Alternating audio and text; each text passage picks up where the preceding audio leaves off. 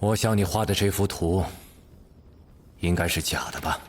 我画的假，也不如你做的假。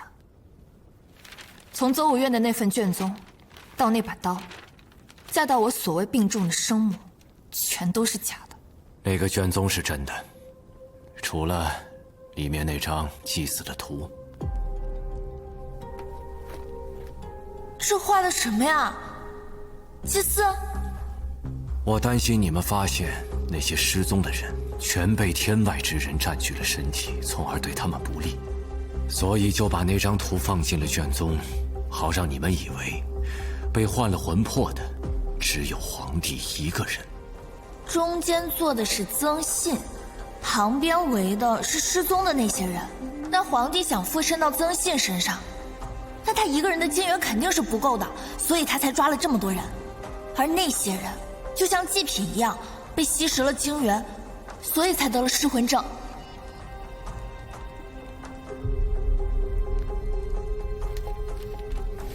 卷宗没有问题，问题是谁让太子得到的第一份卷宗？百里渊。皇帝秘密前去登州，对我来说并非秘密，所以说我在登州早有耳目。之后慎景出现，陆续有人失踪，而你为了找弟弟，近乎绝地三尺，惊动了州属，也惊动了无极观，我这才重新发现了你。按理说，我应立即派人把你带过来，逼问曼珠带的下落，可要你这样的人开口，想必不是件容易的事。再者，荆南王就在登州，如果打草惊蛇，让荆南王知道你掌握着这么大的秘密，那他可能捷足先登，直到我发现你和风不害在一起。当年我派去的人回来跟我说，是一个断眉的人救了你们父女。我和风不害还有些渊源，所以我便很快查找并确认了，他就是救下你们的人。你和风不害在登州相识，于是我就决定利用他。而恰巧，当时太子又在调查20多年前高蒙殿慎景的事，此事涉及邹无怨。好奇之下，我开始着手调查当年高蒙殿有关的事情，查到有一个神秘机构在那次慎景以后成立，叫邹无怨。而我确实担任过邹无怨的掌院，只不过后来忙于战事而卸任了，于是就有了我后来的计划。太子一开始就在百里渊的计划里，但太子为什么只得到了这一部分的卷宗呢？百里渊只会让他得到这些，因为他的卷宗并不是给太子准备的，而是给风不害。可是如果风不害轻易就得到了那份卷宗，难免会引起你们的怀疑，所以必须把简单的事办得复杂一些。恰巧你们那时觉得无极观有问题，正在调查。你不要胡搅蛮缠！我就进去上炷香，我要上香。都看到了吧？这道观肯定大有文章。你们调查无极观，那就势必会与太子等人产生交集。于是我便引导太子的人，让他在密阁里发现了那份卷宗。后来登州出现慎景，我的人终于在皇宫密阁里找到了有关邹无怨的卷宗。怎么那么巧？密阁里邹无怨那个分区只剩下百里渊任职时的卷宗。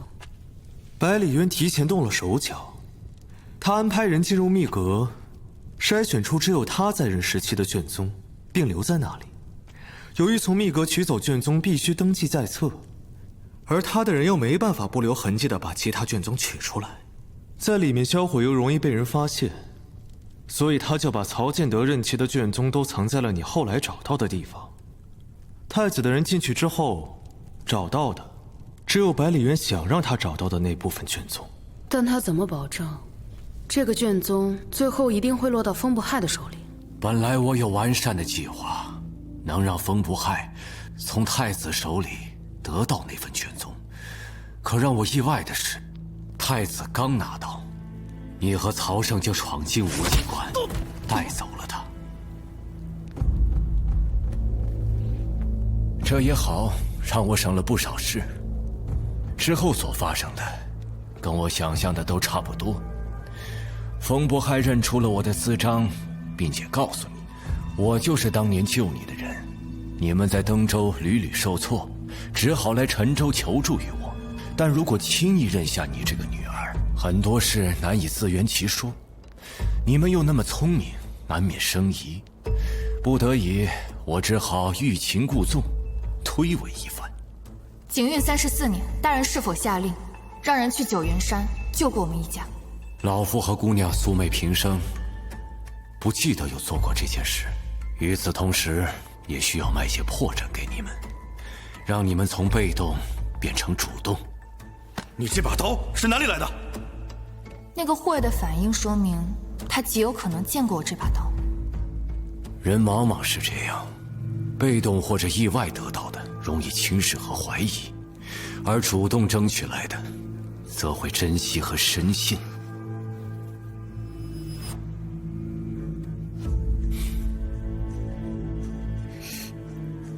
至此，我的计划只差最后一步，就是安排你去见你病重的母亲。此事不能操之过急，需要一些时间让你对我多些信任。但你救曾信心切，迫切想要离开。可靖难王还有不到7天就要离开登州，我可能没有时间了。我知道以你的脾气很难相信我说的话，你也可能现在就离开百里府去找靖难王拼命，但这么做无异于匹夫撼树。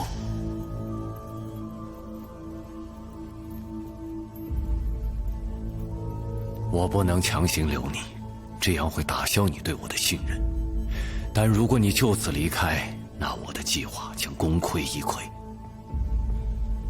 我好像不太好留住这个女儿了。你要和她说真相，有些事只有死心了才能放下。我说的，她未必信。百里渊想让曾倩知道一些事情，委托你去告诉她。说多少？全部，照实说。那天在花园里，我看你万分沮丧，想着你终于断了离开百里府的念头，还在庆幸一切都在掌握之中。但也就是那天，你识破了我，这是我没有想到的。我没有想到，你这么聪明。聪明不过你的狡猾。那太子就相当于是百里渊的信使，只是他自己不知道。现在看来，百里渊也并不是当年救曾倩的人。那曾倩是他女儿的事，恐怕也就说不通了。之前太子到了百里府，无意得知百里渊有一把和曾倩一样的短刀，从而推测曾倩是百里渊的女儿。如今看来，那把短刀应该是仿品，专门给曾倩准备的，但也间接误导了我们。当年百里渊被困在山谷，赶去救援的是镇北军。那时我虽是5韶之年，但也随军出征。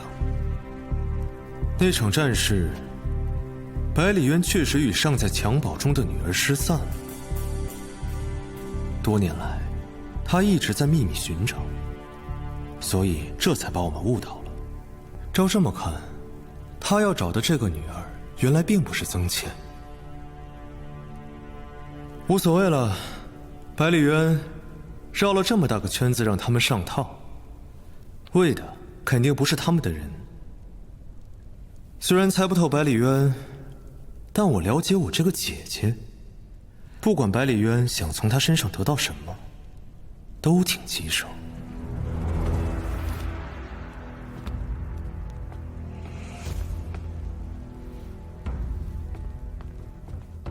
你想知道的，我都告诉你了。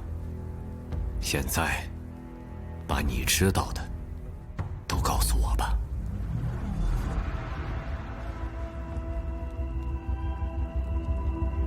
我听到马声了，风不还应该备好马了，就在前面。我现在最担心的是曾倩已经被识破了。识破也没事啊，他对百里渊有用，百里渊也会让他活着的。如果曾倩自己不想活呢？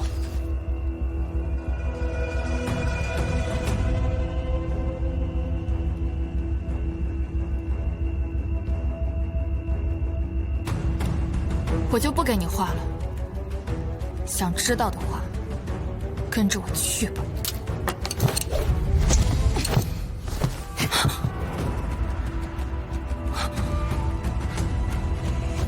对曾倩来说，曾信已经死了。如果大仇无法得报，他就没了活下去的念想，死亡反而是解脱。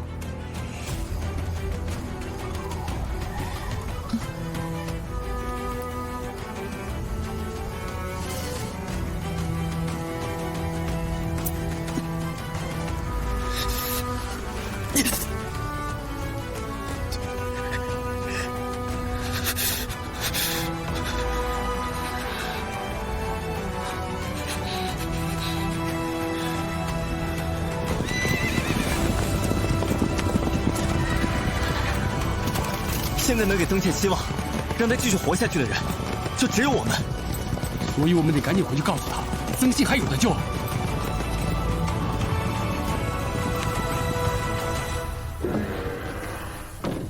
下去吧。是。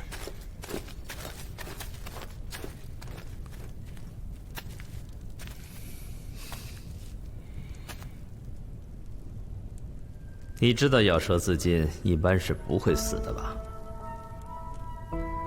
你只会疼到昏厥，所以没必要做无谓的尝试。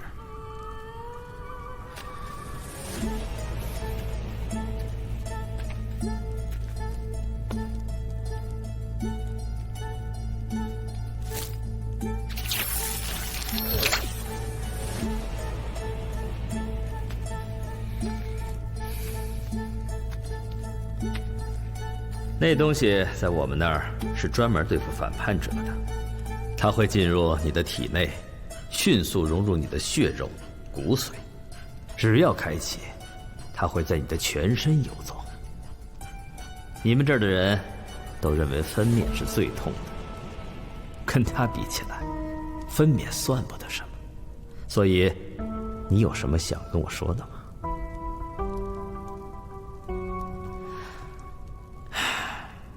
如果可以的话，我也不愿意用它，不是心疼你，是因为只要用它，我自己都会觉得疼。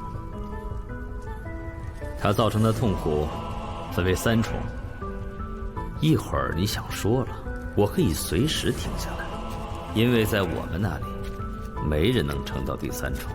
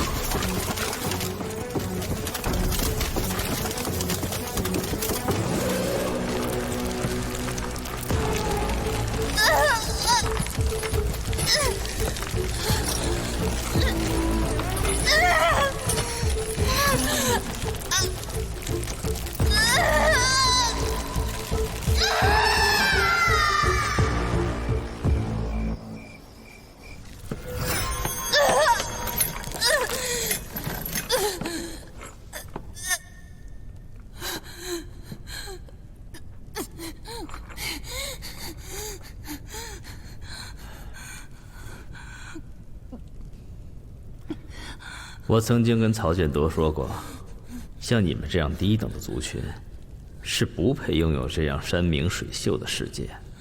但他和我说，你们身上有很多优秀的品行是我们没有的。难道是你这种？不觉得可笑、可怜吗？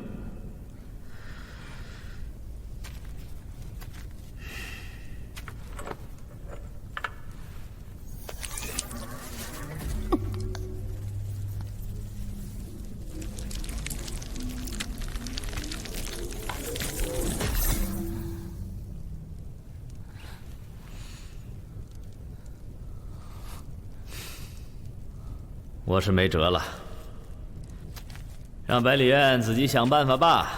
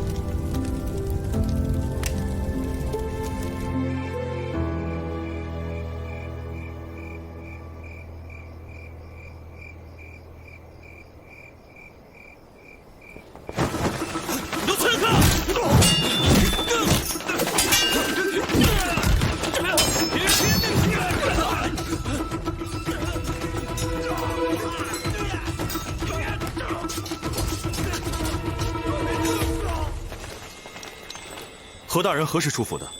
什么时候还问这些？不知府中遭袭吗？让开！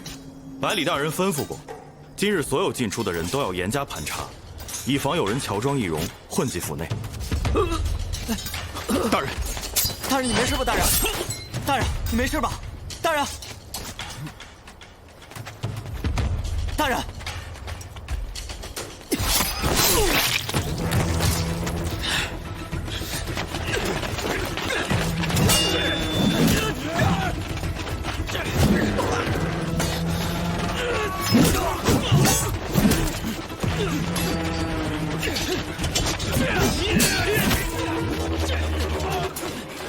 何大人，拿着吧。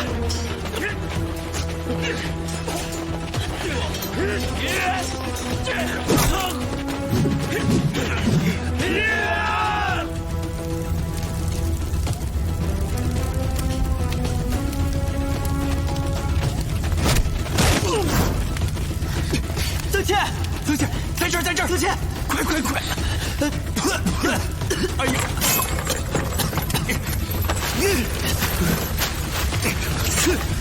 曾倩，你得好好活着。承诺说能把曾倩救回来。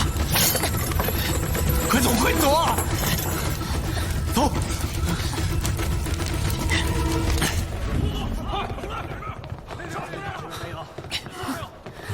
你们看看，你们上仔细点，快点，别让他跑了！受伤了，程不远，给我看，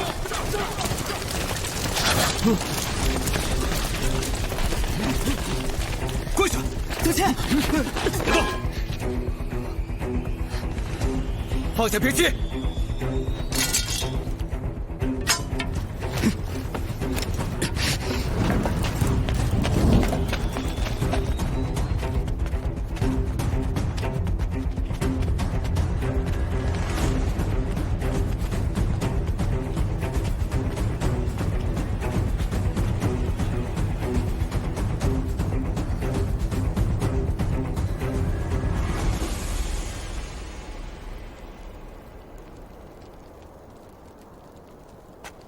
你们本来可以一走了之，却冒死回来救人。该说你们勇气可嘉，还是垂死挣扎？为什么不能接受现实，区区蝼蚁，引火烧身？你们改变不了这个世界，也阻止不了即将到来的时代。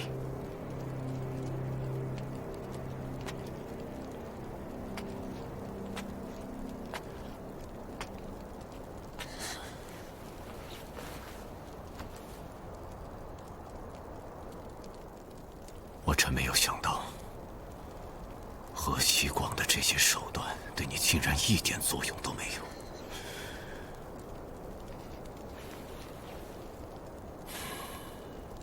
不过为官多年，对于审讯，我有自己的体会。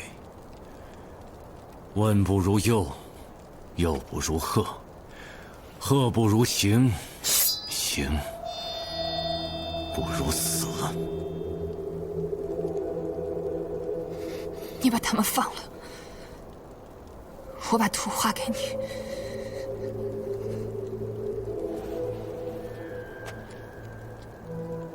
我知道你不怕死，所以我很难相信你的诚意。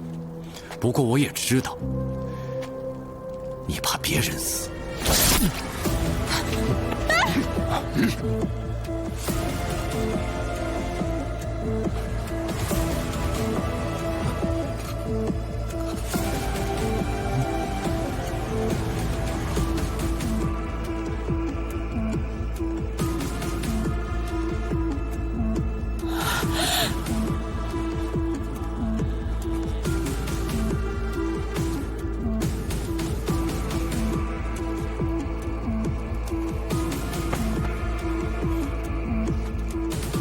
还有3个人可以死，现在我可以相信你的诚意了吗？你这个疯子！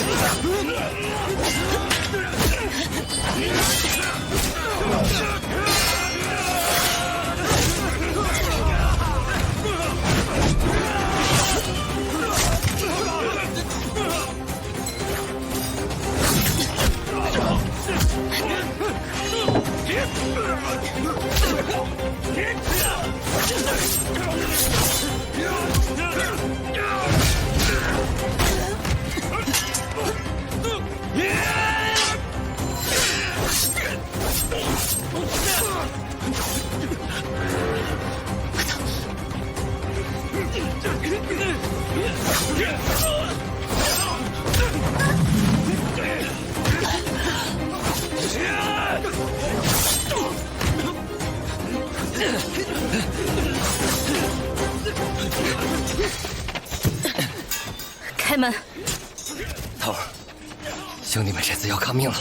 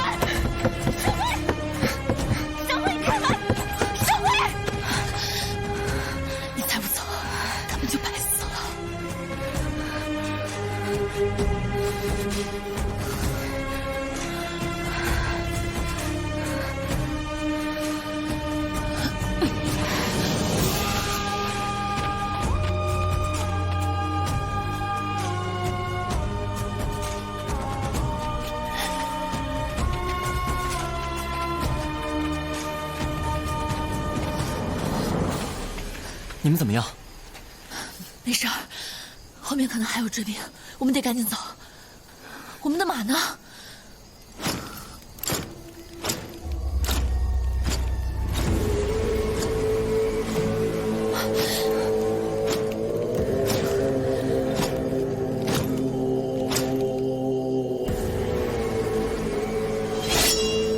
住手！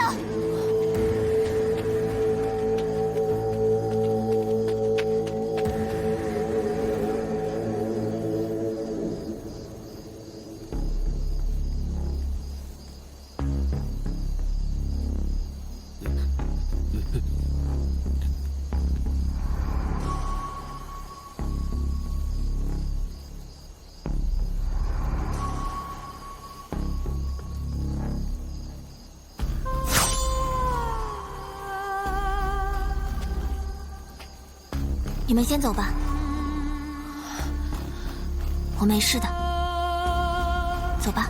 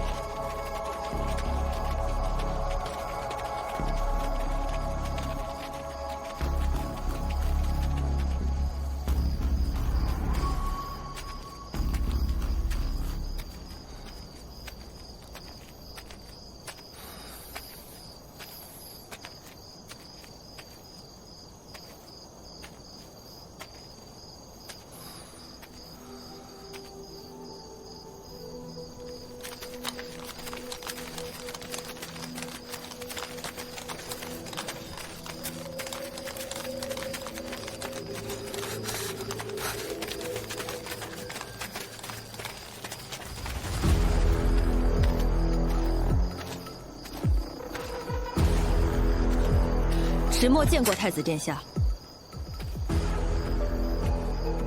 你这个镇长，行礼是多余的吧？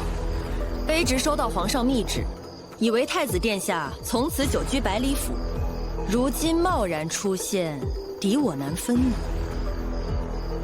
我没帮他办成事，不至于就变成敌人了吧？你们来陈州一趟，两手空空回去，不太好交代。我送你们一份礼物吧。太子殿下便是一份大礼。我回去就是个死人，没什么价值。那太子的意思是？曾倩他们已经离开百里府了。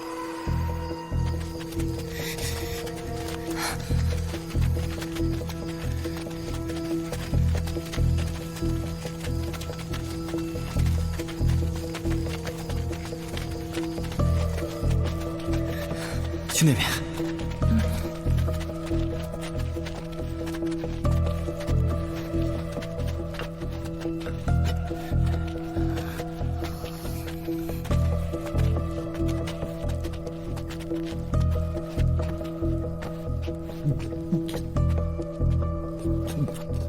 我去找点草药。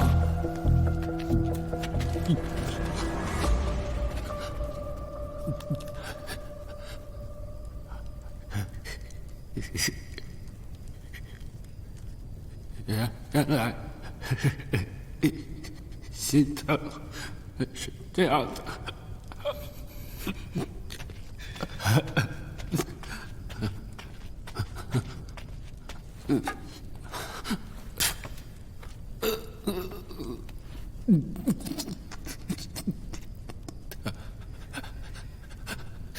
我们去附近的村庄，找找有没有大夫。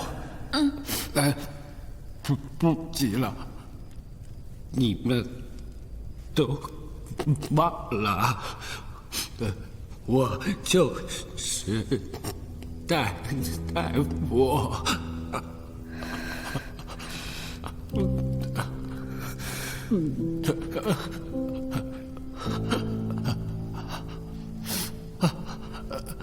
你只看彤彤，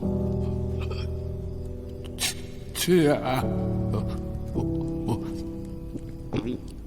等你回来，我我在死啊！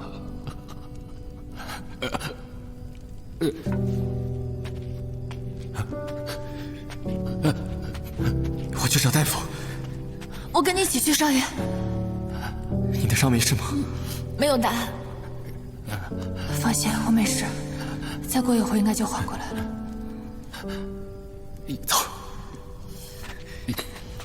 先找大夫，找完大夫去买几匹马，把他带进城里。好，你该排成了，少爷。晚点再说。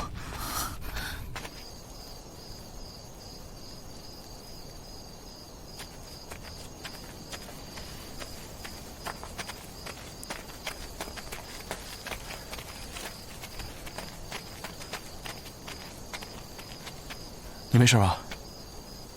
没事。走。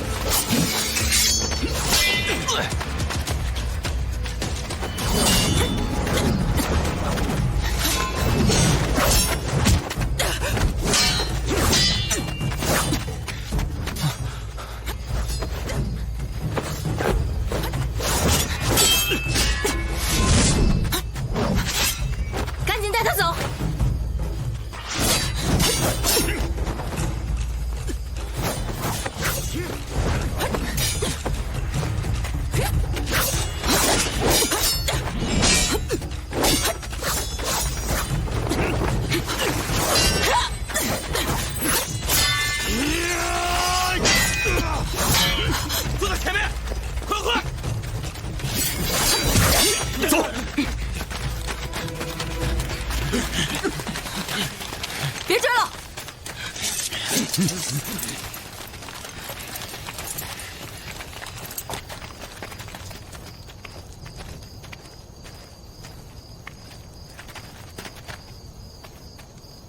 带我们去见曾倩吧。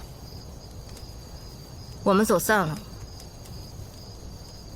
百里渊的追兵不可能只有这2个人，你们想要离开陈州，没那么容易。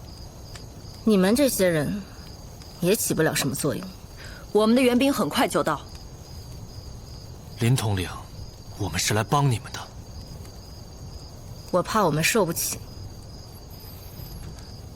那你给曾倩带句话吧。不行，我答应你救他们，没答应放他们。那你现在把他杀了，然后把我也杀了，回去复命吧。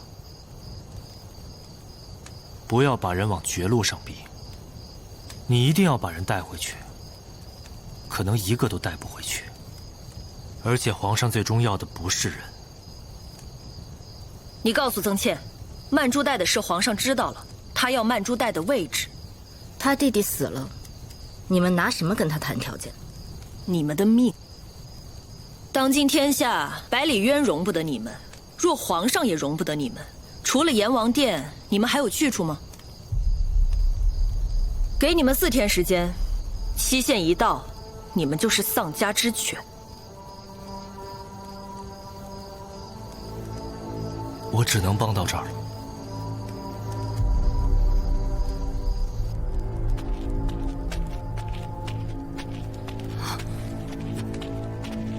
怎么回事？百里渊那2个护卫偷袭了我们。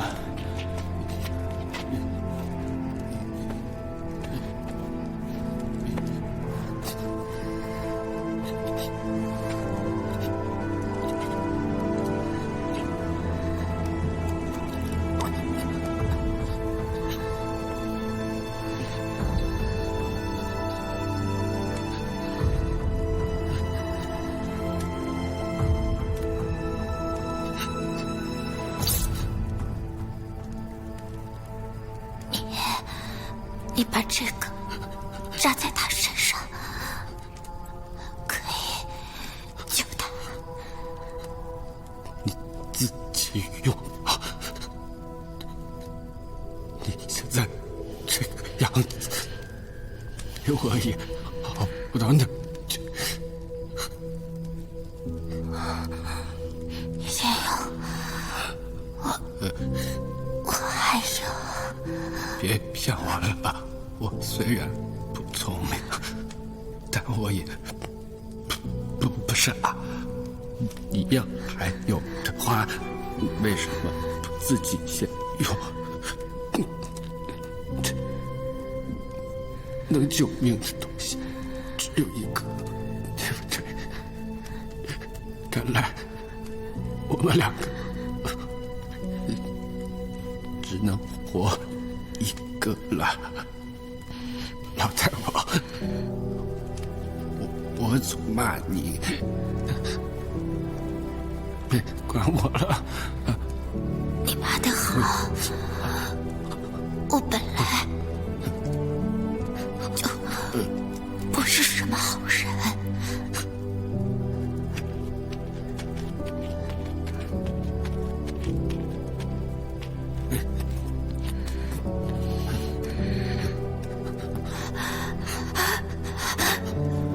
彤彤，彤彤，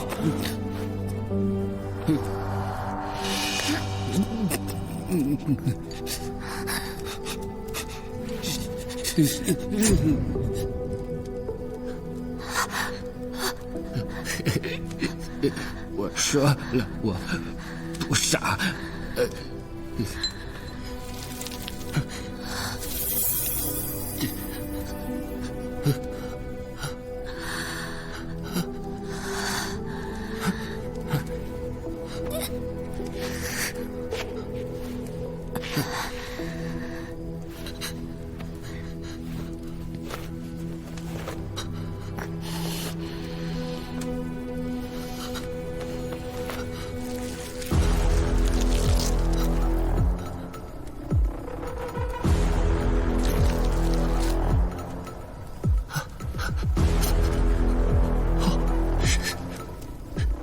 神奇啊！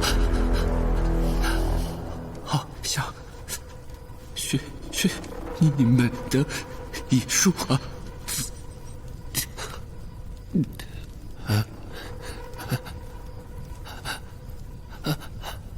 你还记得我们的约定吗？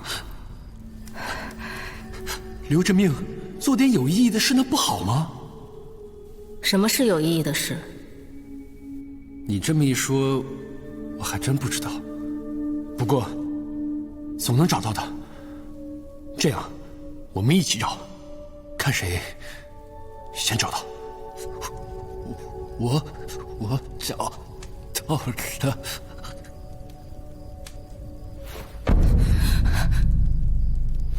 把他的衣服撕开，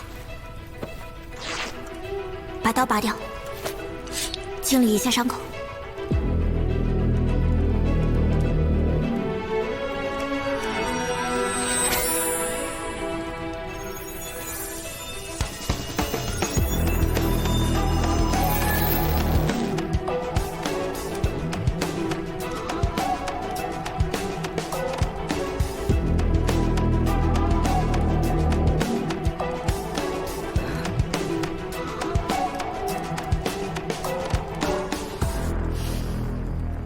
刚才这两个东西作用不一样，它这个只能暂时缝合身体破损的地方，但只能持续5天。那5天之后呢？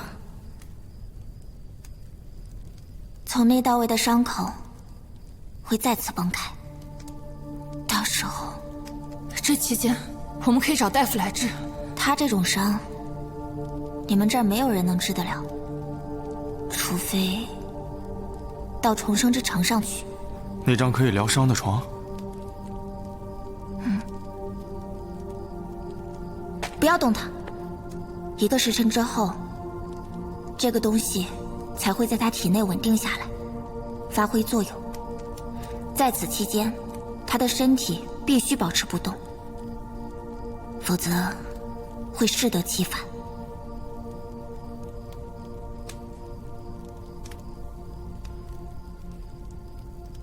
这大半夜的实在找不到大夫，就连那几匹马都是包哥帮忙找的。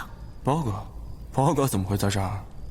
就上次他不是下水游走了吗？后来不知道怎么的就到了陈州，说是在这儿有几个朋友，多待了几天。他应该是有所方向了。啊？谢景堂现在这个样子不适合赶路，我让包哥帮我们再找辆马车。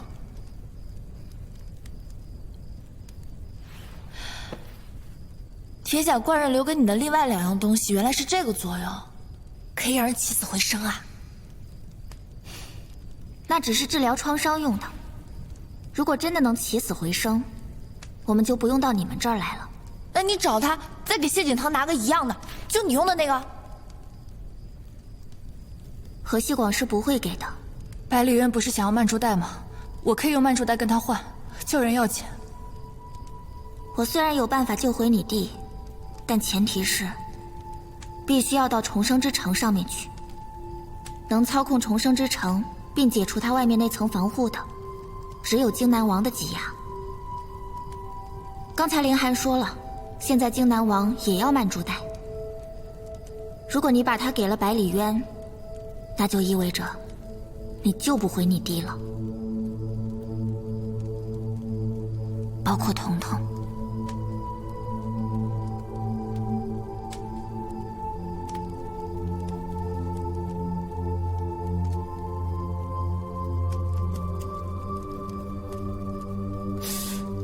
我就不明白了，这2个一模一样的铁甲人，怎么一个能干的事儿，另一个就干不了呢？荆南王的挤压，它有2个物件，一个是可以操控渗井，另一个是可以解除它外面那层防护的。那如果你拿到这2个物件，是不是也可以使用？可以，但操控渗井的那个物件是融入到他身体里的，无论如何都拿不出来。解除防护的物件隐藏在他的盔甲里，凭我们的能力对付不了他。我们打不过他，河西广的铁甲人总可以吧？我看你跟他关系挺好的，他还给你面子把我们放走了呢。你能不能让他帮这个忙啊？刚才我说了，操控渗井的物件是拿不出来的，所以我们怎么都找不到渗井。就算河西广的挤压帮我们拿到了解除防护的物件，也没有任何意义。哎呀，说来说去还是得找济南王。但是他为什么这么快就知道了曼珠袋的事儿？应该是太子告诉他的。啊！荆南王在登州的2个月期限只剩4天了，所以他只给我们4天的时间。他要是回到京城，到时候再见他可就更难了。我们现在就去找他吧。这样一来，不仅能够救曾信和彤彤，渗井上的医疗床也能给谢景堂疗伤，少爷你的病也可以治。你的病到哪个阶段了？流鼻血了吗？没有。上次去杨家岭之前，你睡过去3个时辰，醒来之后就流鼻血了。我那次流鼻血跟我的病情没有关系。你还没有告诉大家吗？没必要。不是，什么流鼻血是什么意思呀？曹建德在他的手稿里说了，如果他的病到了流鼻血的阶段，命不久矣。啊？现在也没什么事儿，担心什么呀？你还是赶紧到深井上去治疗吧。但我们现在要考虑一个问题：把曼珠袋的位置给了荆南王，怎么确保他不会食言？也对，他这个人不仅不讲信用，而且还诡计多端。就像上次说让少爷去百里渊那儿拿什么加速图，暗地里却让太子下手。我们以后一定得多防着点他。荆南王要加速图？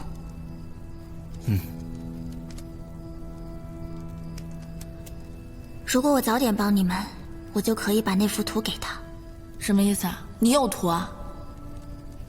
我可以画出来。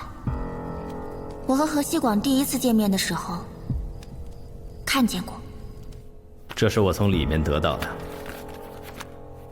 这上面记录的是加速方法，没想到曹建德已经琢磨出来了。那图图上画的东西这么简单吗？你见过一次就能画出来？简单倒也不见得，只是我记性好，过目不忘啊！啊，那你确实应该早一点帮忙的。不过现在就算把加速图给他也没有用了，他想要的是曼珠袋。荆南王生性多疑，就算曾倩把曼珠袋的位置给他，他也未必会相信，一定会派人去验证的。这样一来又耽误不少时间，而我们的时间本身就不多。如果5天之内到不了镇江的话，谢剑堂从这儿到九原山，比从这儿到登州要近。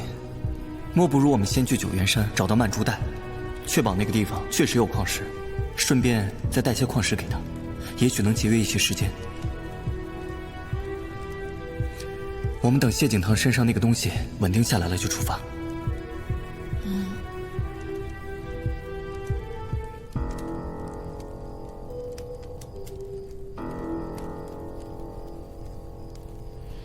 我知道，现在说对不起于事无补，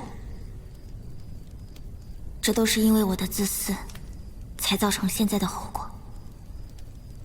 之前你说你们那里的人头脑比我们厉害多了，但现在看来，在许多事情上，该有的困惑，该犯的错误，一点都不比我们少。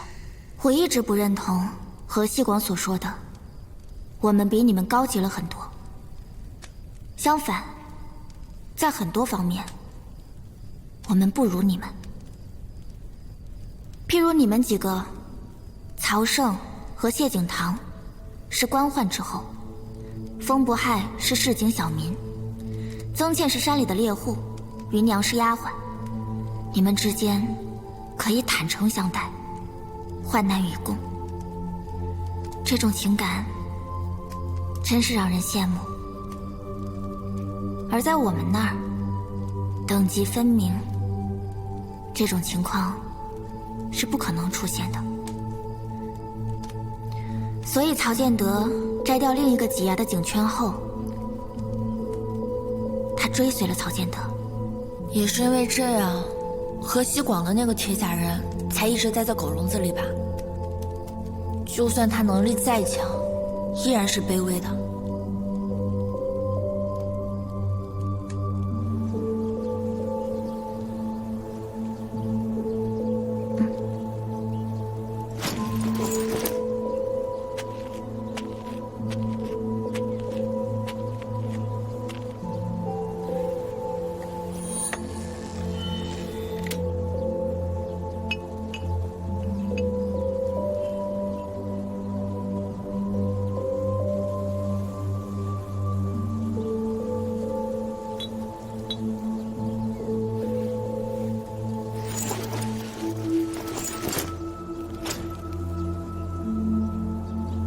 你自由了，走吧。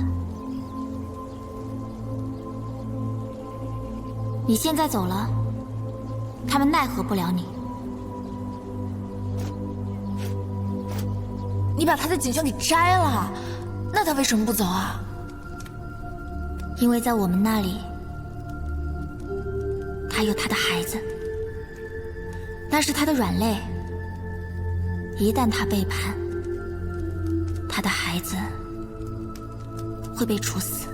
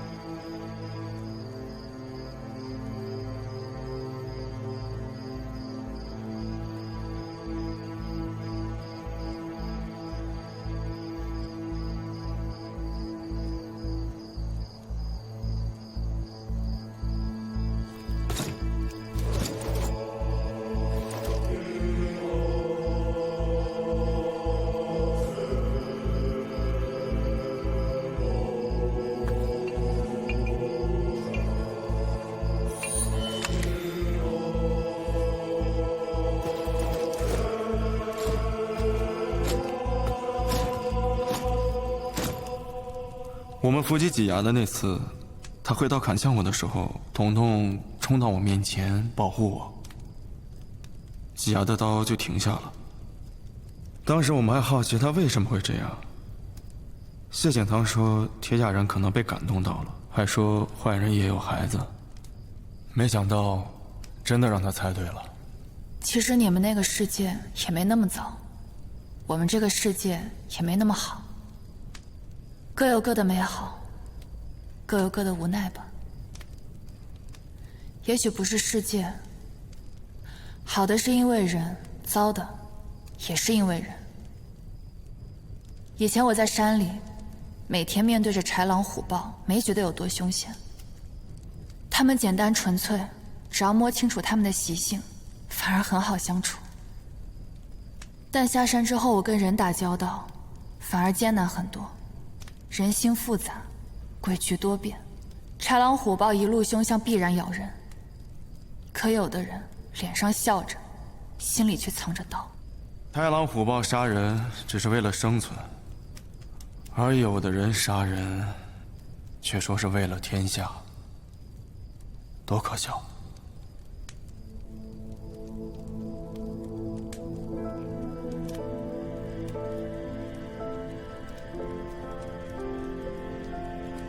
我现在特别怀念以前在山里的日子，哪怕虎狼相伴，也安逸自在。我一定要带着阿信，重新回到那里。好呀，到时候我们一起。还有活蹦乱跳的谢景堂。变色了，这代表他现在身体稳定下来了。未来的5天，这道银线会逐渐衰减，我们必须得在银线消失之前，将他送到重伤之城上。令寒，你先把谢景堂带回登州，等到九渊山的事情结束，我们再会合。 5天时间来得及吗？从这儿到九渊山，如果我们不停地换马，1天的时间就可以赶到。等拿到矿石之后，我们再赶回登州。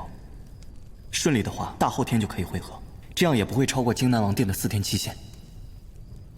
我到附近村子去给你们借几身换洗的衣服。不用了，我的外衫洗洗就行了。我的也不用，给彤彤和谢景堂换吧。他成这样了，我们就这样算了吗？当然不能就这么算了。 可是，就算我们现在再恨百里渊，也没有办法找他报仇。虽然没办法报仇，但我有办法解恨。他伤害了我们在意的人，我们就毁了他在意的东西。百里渊手里的那幅图之所以珍贵，是因为图上的内容极为的机密。但如果所有人都知道了图上的内容，包括荆南王，加速图虽然需要异化米才能够起作用。 但是荆南王得到了加速图，也够百里渊入座针毡了。这样的话，那图就不重要了，曼珠袋才重要。彤彤可以把图画出来，剩下的交给包可。叫我来。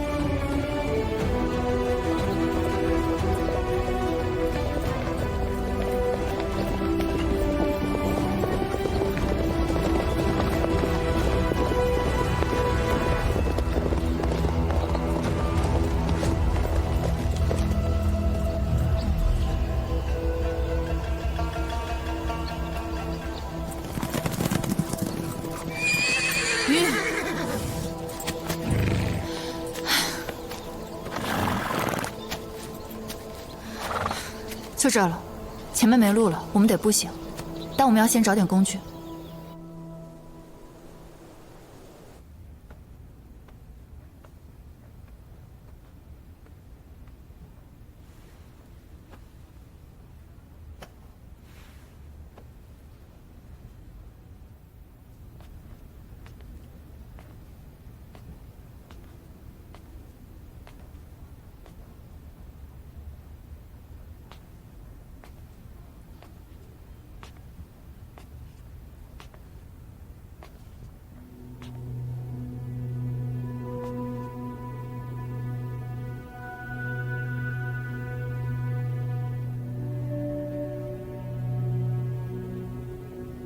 你的那把刀我是真没找着，别的兵器你要是用不惯，我倒是能给你找一把不错的宝贝。当年滇国和大殷大决战，县衙捡回来不少东西，我记得有一把刀跟你的很像，不过就是在库房这么多年，不知道能不能用，有可能生锈了。回头我拿点草木灰打磨打磨，保准你喜欢。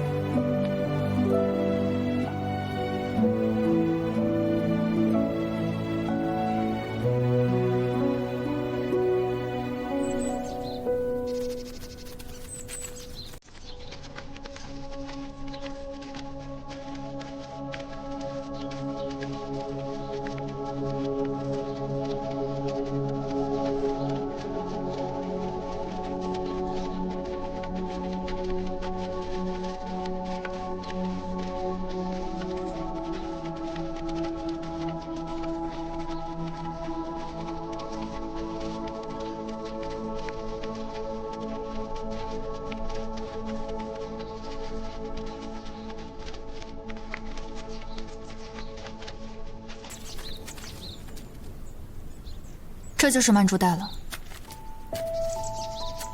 啊？不是说曼珠带是一种花吗？还说它的花瓣有5种颜色，这一看就是藤蔓啊，而且还是极其普通的那种，跟牵牛花长得差不多。我也不太理解，小时候我父亲就告诉我这是一种花，但我从没见过它开花。怪不得难找，这食物跟名字相差的也太大了。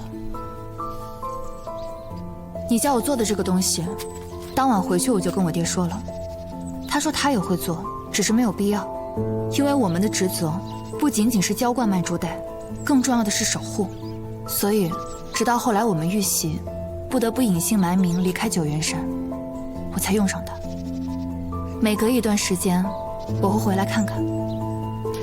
如果曼珠带真的跟矿石有关，那就看看是否如我们所料，玄机应该就在泥土下面了。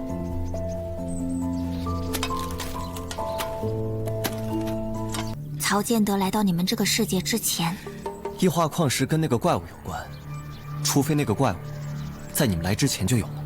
不太可能。那个马车的屋子里有很多曹建德的调查记录，他十分肯定，那个怪物是他刚来到你们这儿才出现的。那这个事儿挺诡异啊，像谢景堂的传家宝一样，早于那个怪物的出现，而且早了很多年。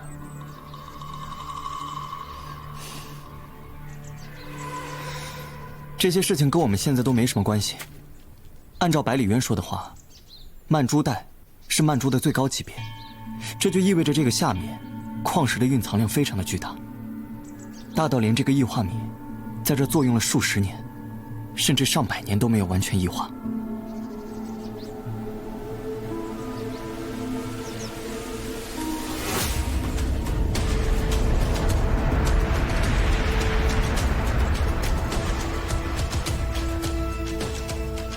所以曹建德才苦心孤诣地钻研他的加速方法。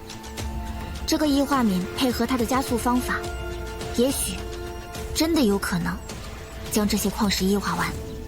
那这么说来，这两样东西对金南王真的很重要。对百里渊也一样，有他很重要，没他也很重要。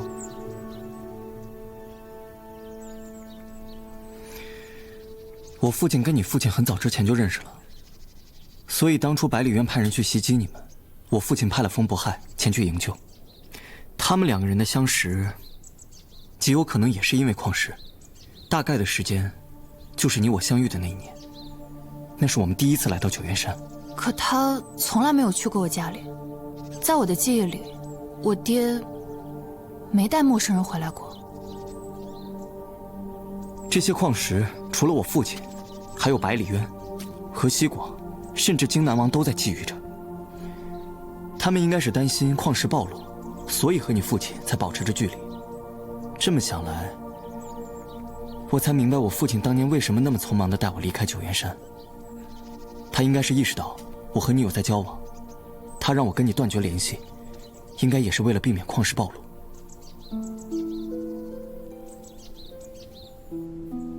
虫哥哥，你太厉害了！你今天可帮了我们大忙，明天我带肉卷过来，特好吃。好啊，不见不散。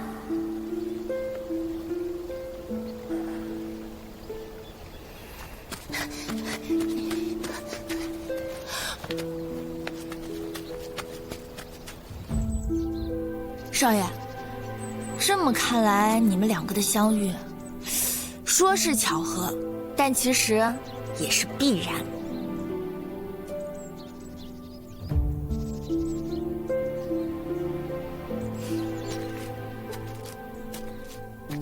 现在你们拿着这个异化米，有足够的筹码和荆南王谈判。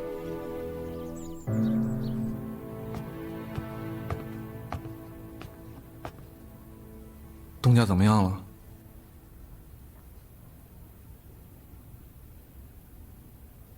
你也不用太担心，我已经找人算过了，这次东家一定能逢凶化吉的。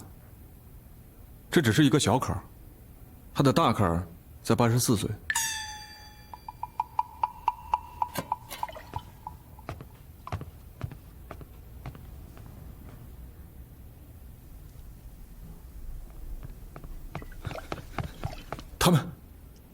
他们来了。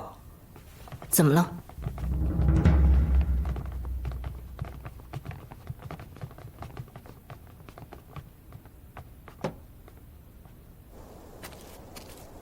兄弟们，我包哥回来了。哎，你们怎么跑这儿来了嘞？包哥好。哎呀，我说我大老远从陈州回来，你们怎么一点热情都没有？亏我还给你们带了陈州的烤包子啊！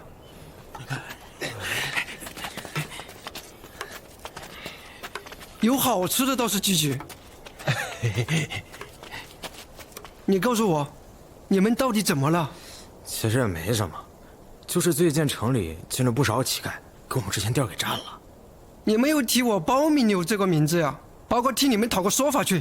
他们几个人啊？就仨人。你们这帮怂包，30。还是先吃东西吧。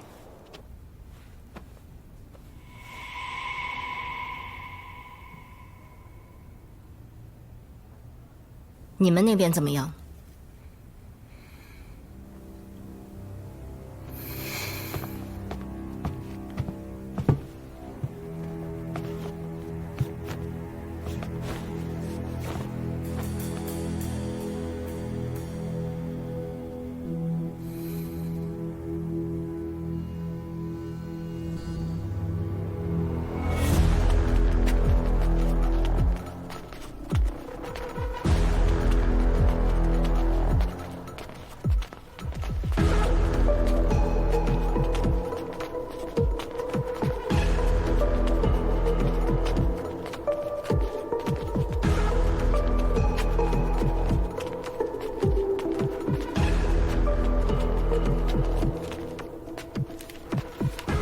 退下吧。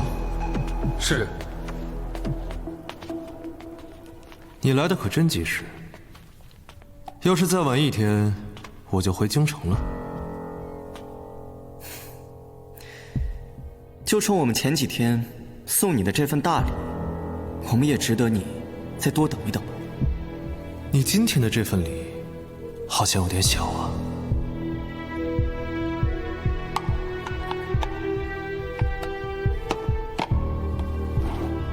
你应该认得这个吧？被异化过的矿石。看来你们已经拿到异化敏了。但是，怎么只给我这个呀？是因为买不起更大的盒子了吗？大赌局，桌子上放的都是一些筹码，没有人会把银子直接放上来。我拿下清风楼，可是轻而易举的事。异化敏就真的在清风楼吗？你要是没有诚意，我们可以把它交给百里渊，也是轻而易举的事情。你们这群人啊，真是越来越有意思了。观音啊，我给你做了双新鞋，方便呀你以后出远门穿。你们这次出门说出一趟远门，一去这么多天，也没个音讯，你们都去干什么了呀？去见了一位故人。婆婆，是我让我爹多陪我玩几天的，让婆婆担心啦。这一路上，我们吃了很多好吃的，爹也给我买了很多好玩的。真的呀？那快跟婆婆说说。我们路过一条河，抓了不少的鱼，还烤着吃。原来烤鱼也是有讲究的，我们用果木的树枝来穿鱼，这样烤出来的鱼会有果木的香味。抓鱼的事也可有意思了。一开始我怎么都抓不着，后来我爹告诉我不能用手抓，他用树枝啊做了叉子，一叉一个准呢。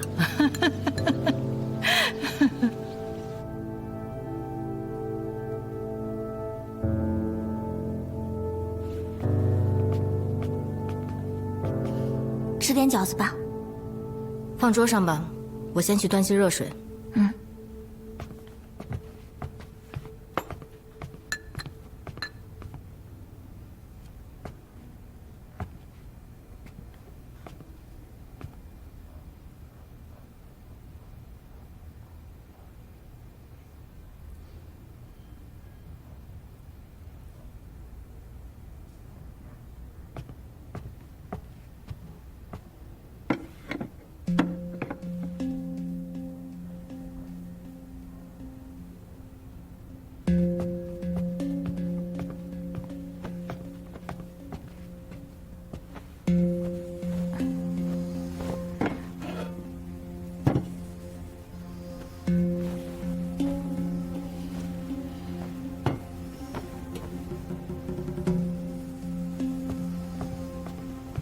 娘，剩下的饺子我来煮吧，你先歇会儿。前天下雨，也不知道家里的屋顶是不是又坏了，你回去看看啊。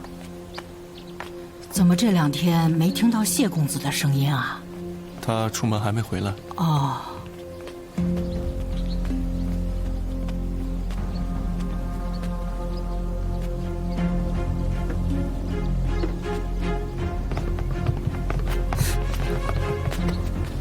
彤彤把易化敏带走了。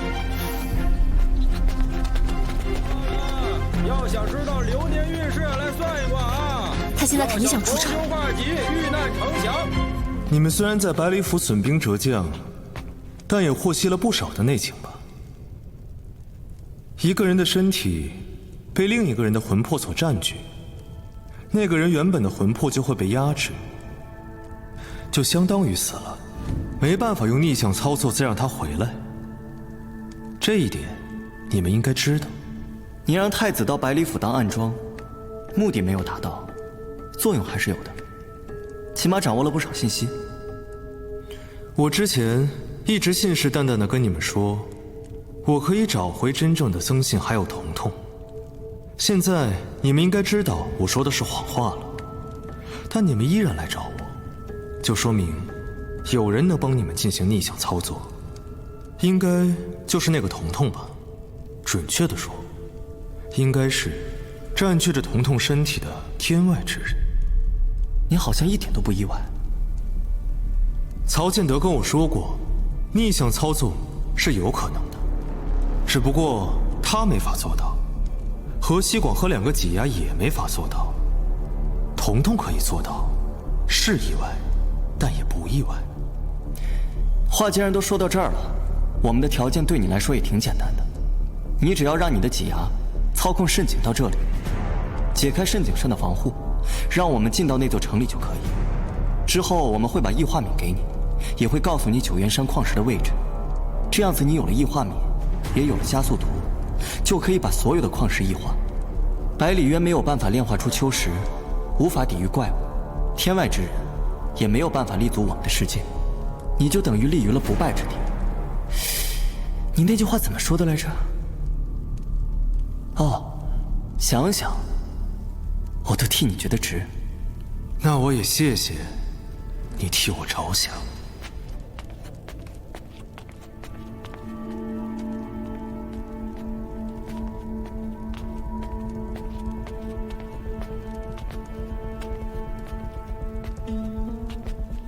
彤彤偷了异化敏离开了清风楼，风不害他们正去追。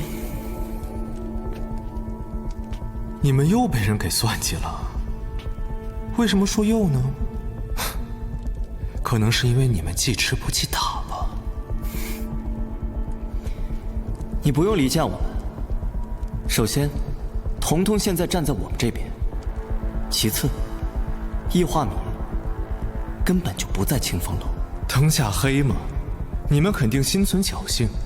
另外，你就这么确定彤彤是站在你们这边的，一点都不怀疑？难道就因为百里渊要派人杀他？可他还是活下来了。万一这是他和百里渊配合好的苦肉计呢？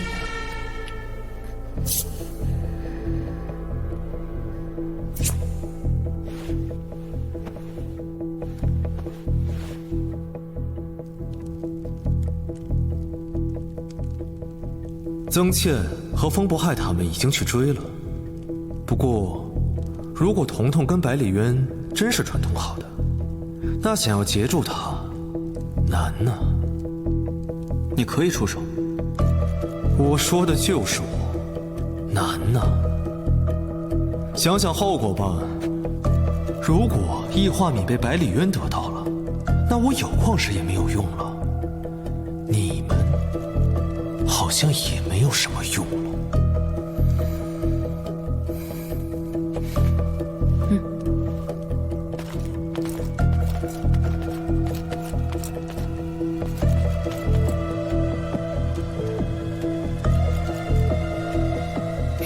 行吧，你就在这儿好好歇着吧，我去处理你们的烂摊子。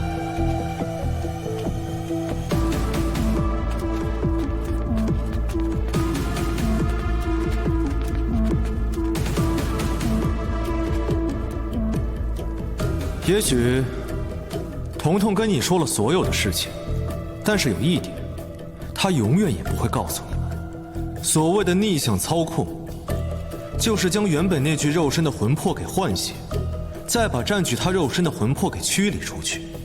被驱离的魂魄就又回到圣井上面，而圣井也是有限制的，没办法第二次帮他们找到肉身。15天之后，他们就会消亡。这就意味着，一旦真正的曾信和彤彤回来，我跟现在的彤彤都会死去。所以，彤彤永远也不会帮你们的，我也不会。你们走的这条路，从一开始就是一条死路。路程长了些，现在也到头了。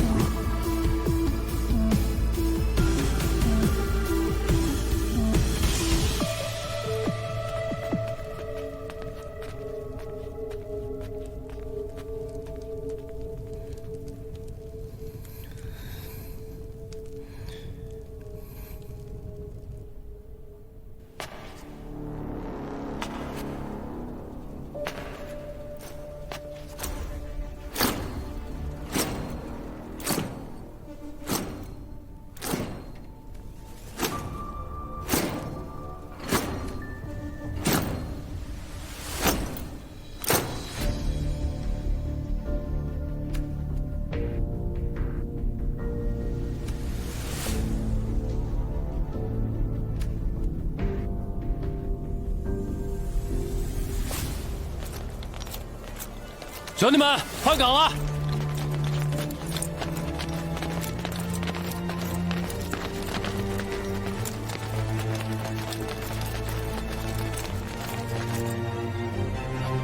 老陈，你看那边。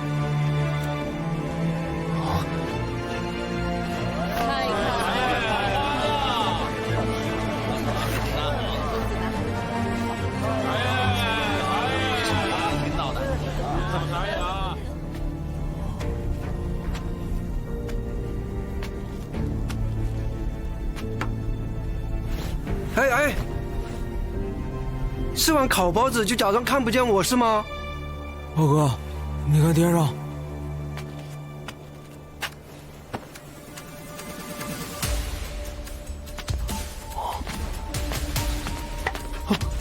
小强呀，你都来了好几天了，怎么还这么不灵光呢？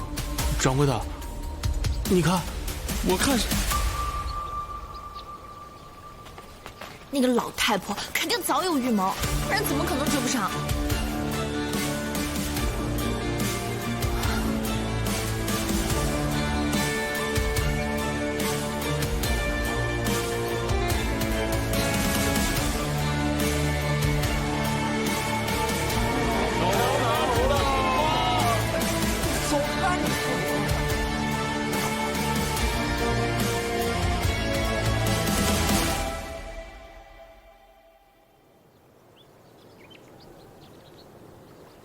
我这里有一样东西，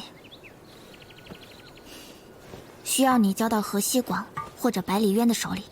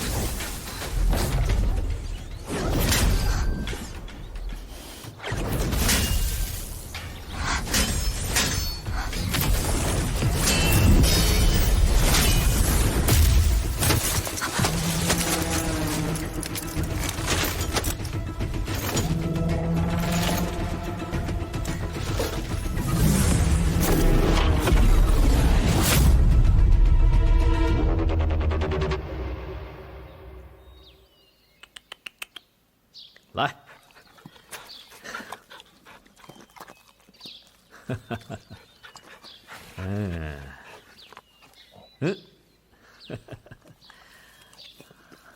好狗，最近这毛色怎么不好了？回头啊，多喂上点鱼油。是何大人。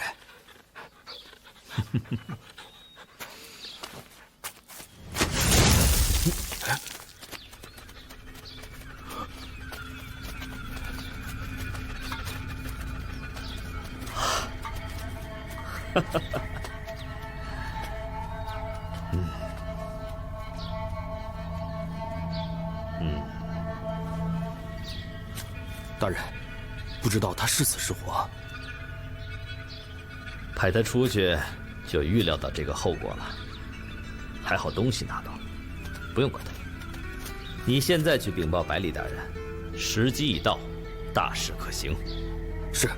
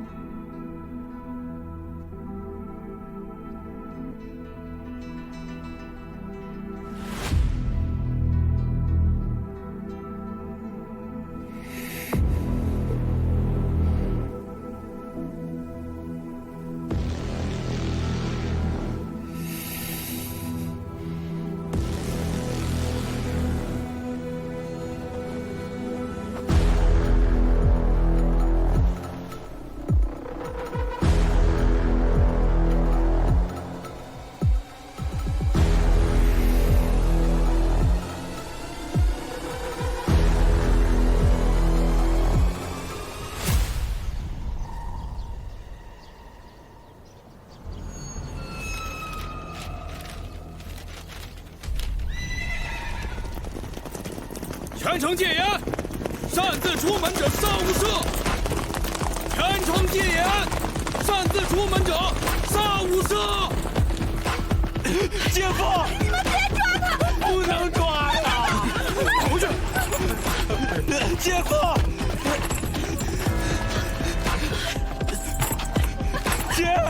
姐夫。下一个，梁招娣，牌楼南监。走。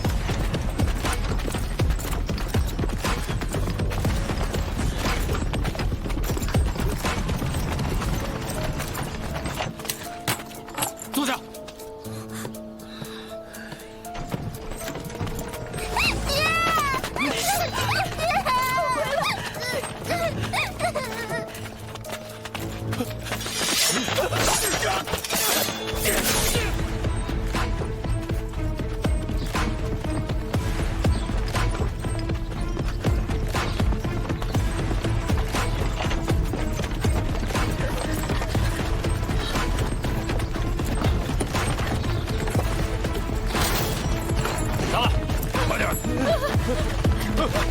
下，快点，别磨蹭。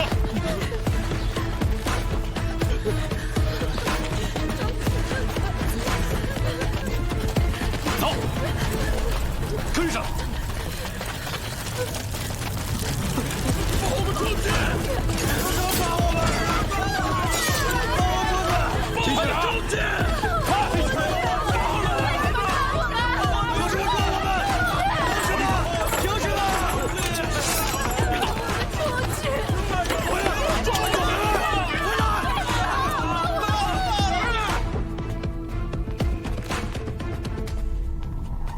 探子报，百里渊已率部往登州行进。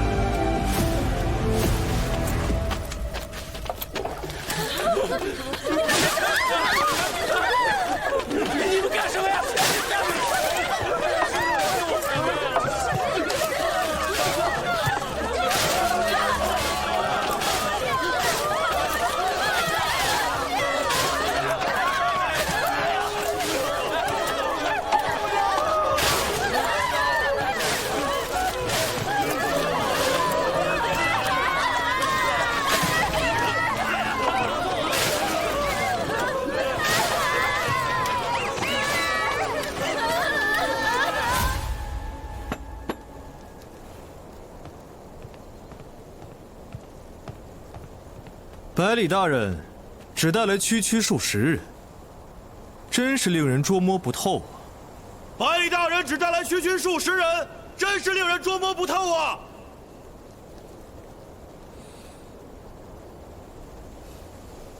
只是为了表达诚意，一是老夫此行并无敌对之心，且不计个人安危。只是为了表达诚意，一是老夫并无敌对之心，且不计个人安危。还望能对天外之人手下留情啊！还望能对天外之人手下留情。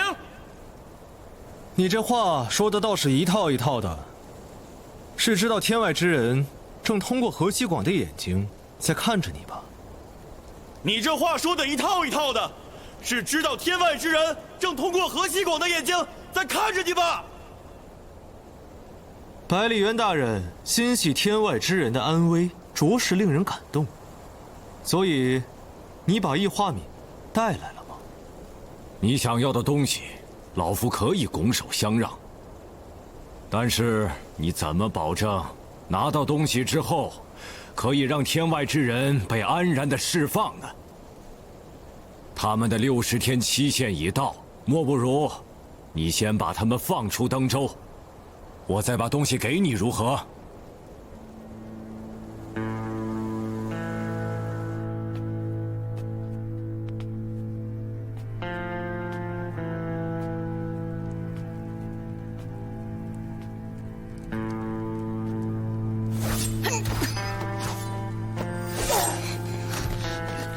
少爷，其他人呢？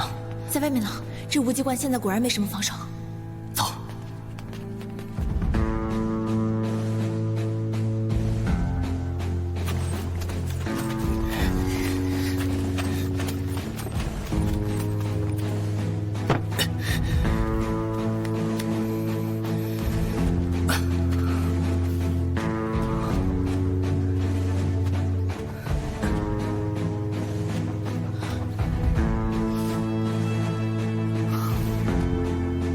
少爷，你的针是不是一直没拔呀？